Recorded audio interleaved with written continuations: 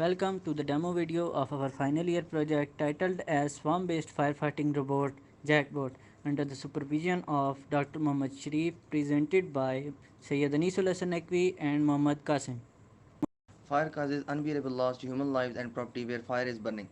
The only solution to overcome this loss is to minimize the time period of fire extinguishing process. Following are the objectives of our project, that are obstacle avoiding movement, fire detection, fire extinguishing, and inter-robot communication. The main focus is to minimize firefighting process that will eventually minimize loss. On the other hand, by increasing number of firefighter team increases risk to lives of firefighters.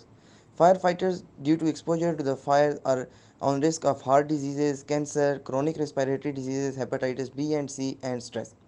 So one solution and the main solution is to use robotics in that field, because robotics is the solution because exposure to fire to human firefighter is negligible, and secondly robots reach to the places is beyond human approach.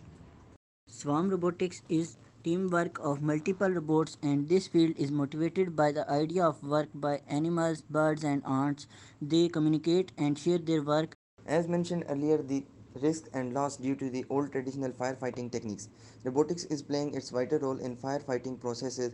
Although robotics are playing its vital role, but what if we implemented swarm-based techniques in firefighting processes? When swarm-based technique is implemented in firefighting processes, the robots can communicate with each other and share their work.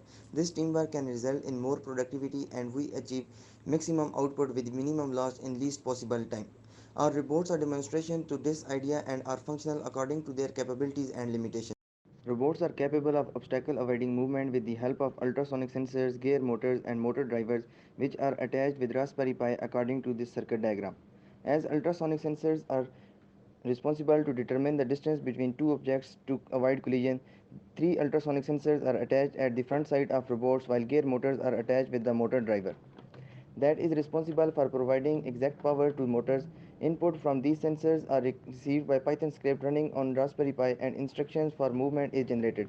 By combination of these modules with Raspberry Pi and code that control them, robots are able to move by avoiding obstacles in operational environment. For more accurate detection of fire, we are using two flame sensors attached at the front of robot along with the machine learning model.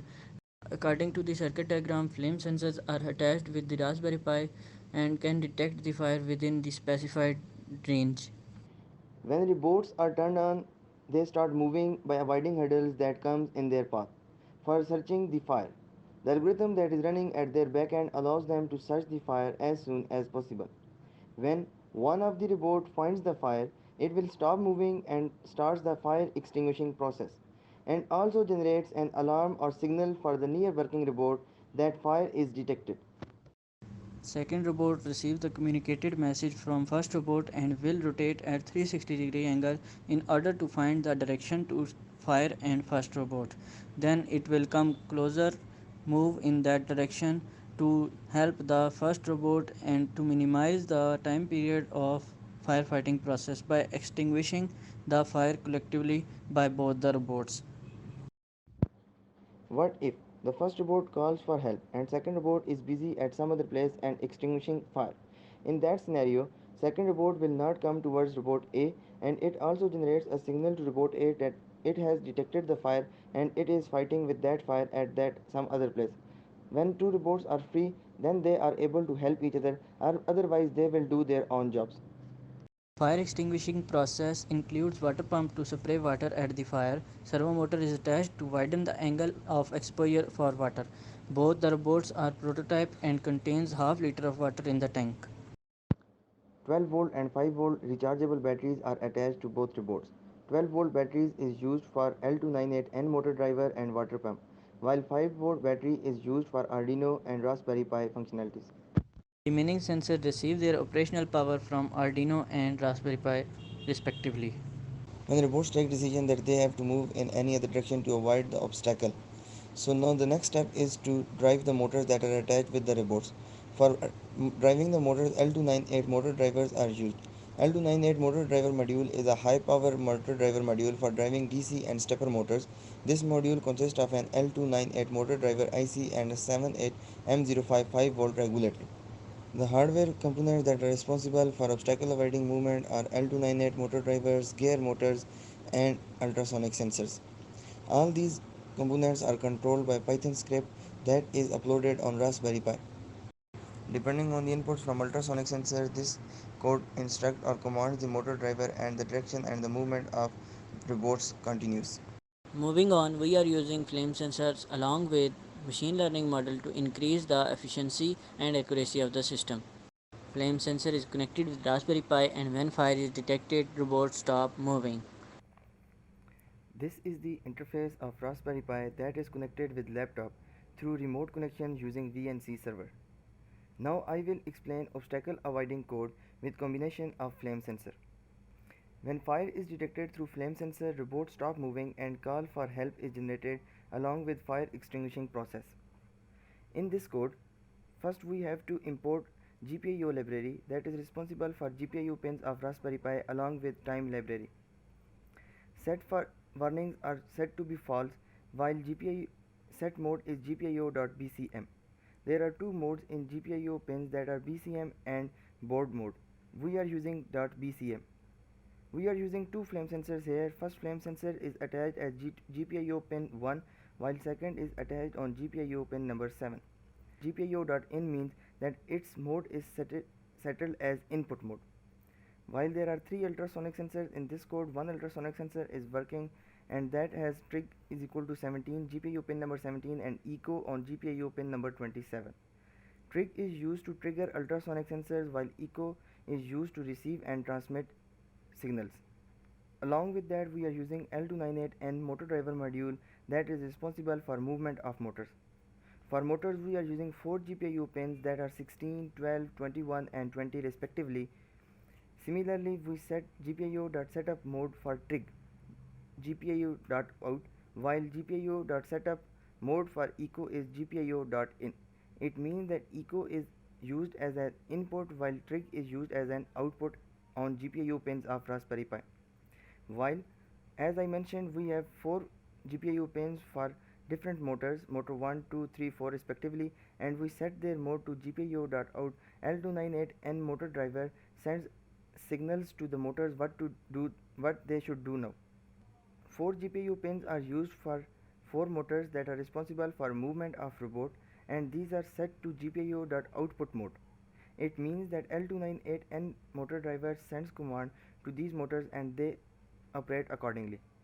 For example, like in stop method, first we have to print a stop statement to know that we are in stop method. Secondly, all the output pins that are used for motors are set to 0. It means that robot is in ideal condition and not moving. In forward method, there are 2 pins that are high while other 2 pins are low. M11 and M21 are high, it means the boat moves in forward direction. While in backward direction, we have opposite to forward method and M11 and M21 are on low while M12 and M22 are high. So it moves in backward direction. Motors move in reverse direction. While in left, we have one pin on high that is M21 and the boat turns towards left side. There is a method for flame sensor that is called when fire is detected.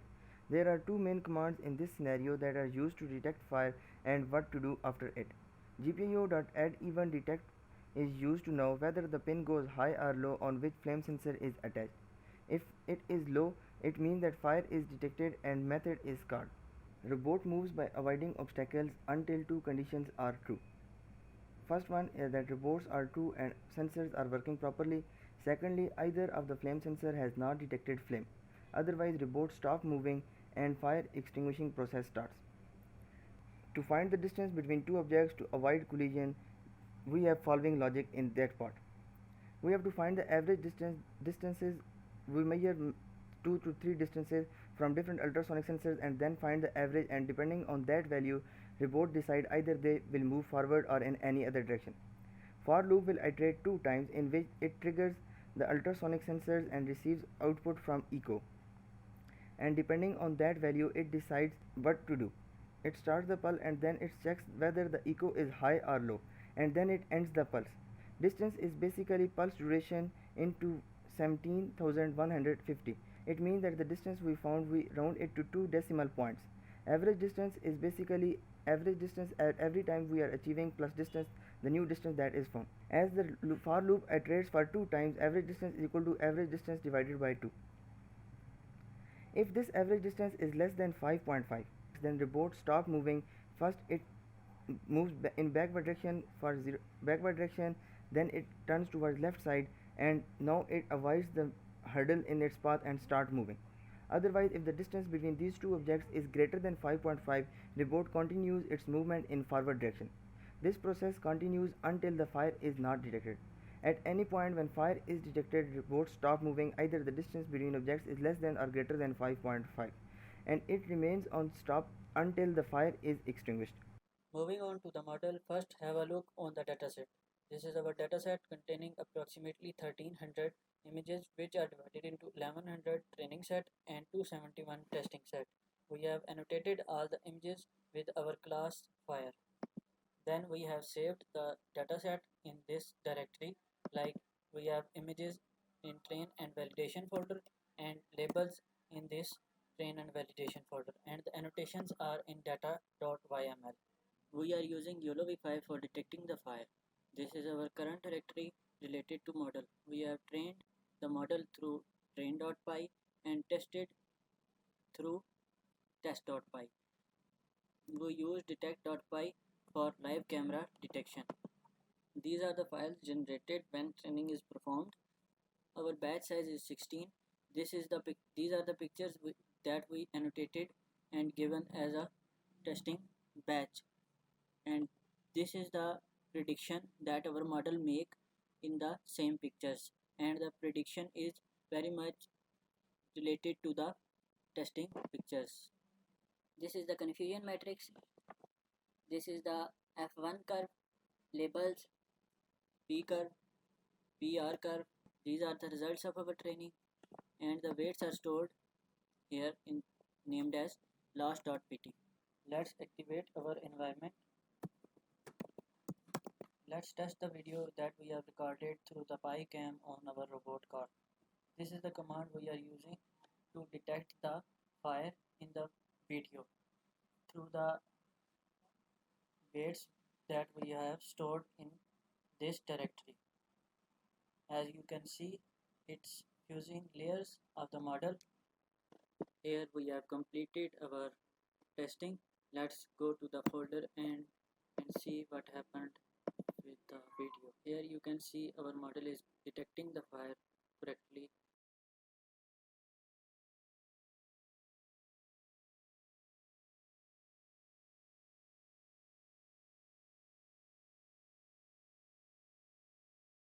This is the video recorded from our robot car front camera. Robotics in the field of firefighting needs to be improved. Similarly, in future, this project is improved by adding location module, indoor location, in which one robot is able to share its location. Its processing capacity is improved by using high performance microcontrollers. Thank you.